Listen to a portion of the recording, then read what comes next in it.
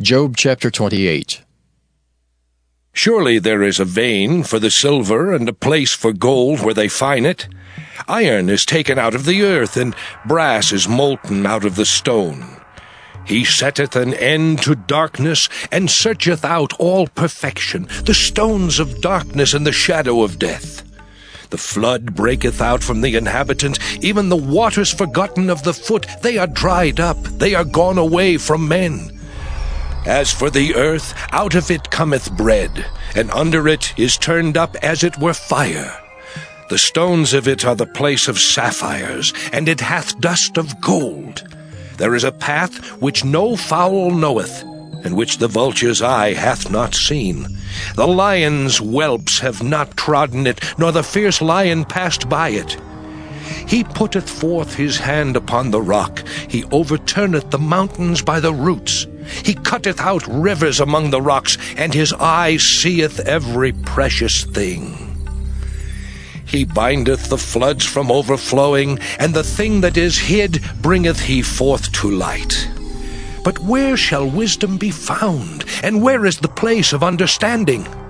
Man knoweth not the price thereof, neither is it found in the land of the living.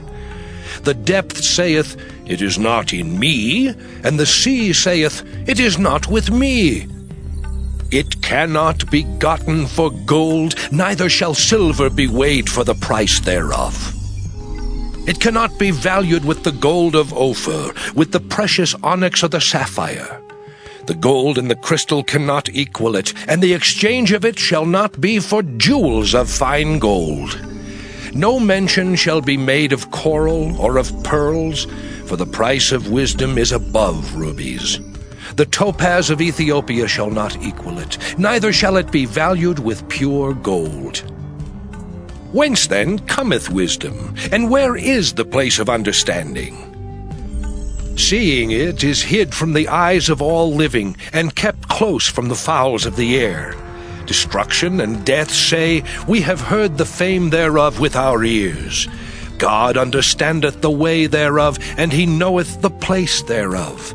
For he looketh to the ends of the earth, and seeth under the whole heaven, to make the weight for the winds, and he weigheth the waters by measure. When he made a decree for the rain, and a way for the lightning of the thunder, then did he see it, and declare it. He prepared it, yea, and searched it out.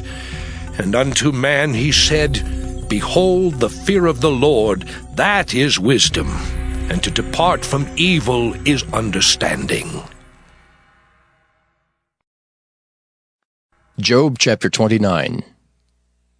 Moreover, Job continued his parable and said, Oh, that I were as in months past, as in the days when God preserved me, when his candle shined upon my head, and when by his light I walked through darkness. As I was in the days of my youth, when the secret of God was upon my tabernacle, when the Almighty was yet with me, when my children were about me, when I washed my steps with butter, and the rock poured me out rivers of oil. When I went out to the gate through the city, when I prepared my seat in the street, the young men saw me and hid themselves, and the aged arose and stood up.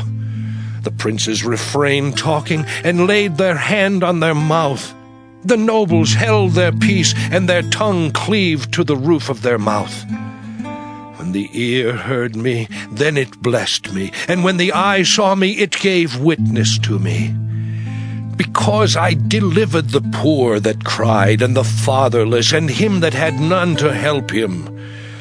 The blessing of him that was ready to perish came upon me, and I caused the widow's heart to sing for joy.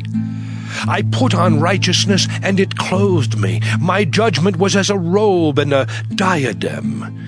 I was eyes to the blind, and feet was I to the lame. I was a father to the poor, and the cause which I knew not I searched out. And I brake the jaws of the wicked, and plucked the spoil out of his teeth. Then I said, I shall die in my nest, and I shall multiply my days as the sand. My root was spread out by the waters, and the dew lay all night upon my branch. My glory was fresh in me, and my bow was renewed in my hand.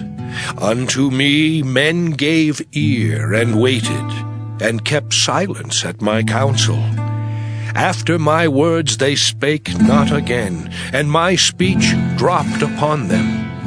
And they waited for me as for the rain, and they opened their mouth wide as for the latter rain. If I laughed on them, they believed it not, and the light of my countenance they cast not down.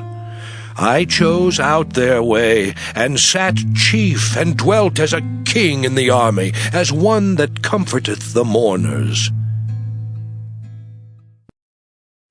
Job chapter 30. But now they that are younger than I have me in derision, whose fathers I would have disdained to have set with the dogs of my flock. Yea, whereto might the strength of their hands profit me, in whom old age was perished? For want and famine they were solitary, fleeing into the wilderness in former time desolate and waste, who cut up mallows by the bushes and juniper roots for their meat. They were driven forth from among men. They cried after them as after a thief, to dwell in the cliffs of the valleys, in caves of the earth, and in the rocks. Among the bushes they brayed, under the nettles they were gathered together. They were children of fools, yea, children of base men. They were viler than the earth. And now am I their song, yea, I am their byword. They abhor me, they flee far from me, and spare not to spit in my face. Because he hath loosed my cord and afflicted me, they have also let loose the bridle before me. Upon my right hand rise the youth. They push away my feet, and they raise up against me the ways of their destruction. They mar my path, they set forward my calamity, they have no helper. They came upon me as a wide breaking in of waters. In the desolation they rolled themselves upon me. Terrors are turned upon me, they pursue my soul as the wind, and my welfare passeth away as a cloud. And now my soul is poured out upon me. The days of affliction have taken hold upon me. My bones are pierced in me in the night season, and my sinews take no rest. By the great force of my disease is my garment changed. It bindeth me about as the collar of my coat. He hath cast me into the mire, and I am become like dust and ashes. I cry unto thee, and thou dost not hear me. I stand up, and thou regardest me not. Thou art become cruel to me. With thy strong hand thou opposest thyself against me. Thou liftest me up to the wind. Thou causest me to ride upon it, and dissolvest my substance. For I know that thou wilt bring me to death, and to the house appointed for all living. Howbeit he will not stretch out his hand to the grave, though they cry in his destruction. Did not I weep for him that was in trouble? Was not my soul grieved for the poor? When I looked for good, then evil came unto me, and when I waited for light, there came darkness. My bowels boiled and rested not. The days of affliction prevented me. I went mourning without the sun. I stood up and I cried in the congregation. I am a brother to dragons and a companion to owls. My skin is black upon me, and my bones are burned with heat. My harp also is turned to mourning, and my organ into the voice of them that weep. 2 Corinthians 3. Do we begin again to commend ourselves? Or need we, as some others, epistles of commendation to you, or letters of commendation from you? Ye are our epistle written in our hearts, known and read of all men. Forasmuch as ye are manifestly declared to be the epistle of Christ, ministered by us, written not with ink, but with the Spirit of the living God, not in tables of stone, but in fleshy tables of the heart. And such trust have we through Christ to Godward. Not that we are sufficient of ourselves to think anything as of ourselves, but our sufficiency is of God, who also hath made us able ministers of the New Testament, not of the letter, but of the Spirit. For the letter killeth, but the Spirit giveth life.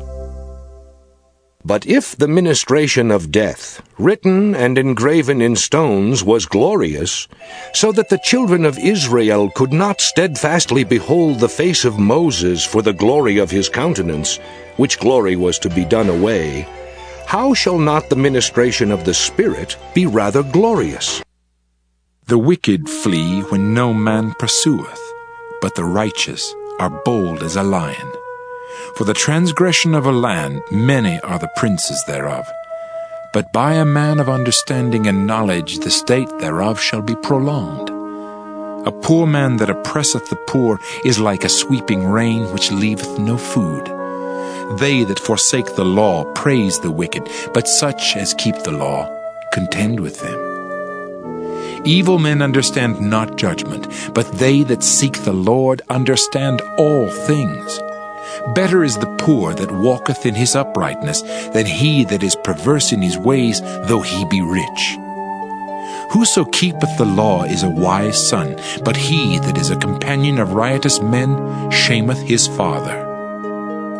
He that by usury and unjust gain increaseth his substance, he shall gather it for him that will pity the poor. He that turneth away his ear from hearing the law, even his prayer shall be abomination. Whoso causeth the righteous to go astray in an evil way, he shall fall himself into his own pit. But the upright shall have good things in possession. The rich man is wise in his own conceit, but the poor that hath understanding searcheth him out. When righteous men do rejoice, there is great glory, but when the wicked rise, a man is hidden. He that covereth his sins shall not prosper, but whoso confesseth and forsaketh them shall have mercy. Happy is the man that feareth alway, but he that hardeneth his heart shall fall into mischief. As a roaring lion and a raging bear, so is a wicked ruler over the poor people. The prince that wanteth understanding is also a great oppressor, but he that hateth covetousness shall prolong his days. A man that doeth violence to the blood of any person shall flee to the pit. Let no man stay him. Whoso walketh uprightly shall be saved, but he that is perverse in his ways shall fall at once. He that tilleth his land shall have plenty of bread, but he that followeth after vain persons shall have poverty enough. A faithful man shall abound with blessings, but he that maketh haste to be rich shall not be innocent. To have respect of persons is not good, for a piece of bread that man will transgress. He that hasteth to be rich hath an evil eye, and considereth not that poverty shall come upon him. He that rebuketh a man afterwards shall find more favor than he that flattereth with the tongue.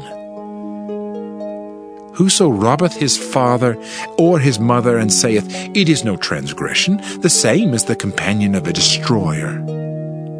He that is of a proud heart stirreth up strife, but he that putteth his trust in the Lord shall be made fat. He that trusteth in his own heart is a fool, but whoso walketh wisely, he shall be delivered. He that giveth unto the poor shall not lack, but he that hideth his eyes shall have many a curse. When the wicked rise, men hide themselves, but when they perish, the righteous increase.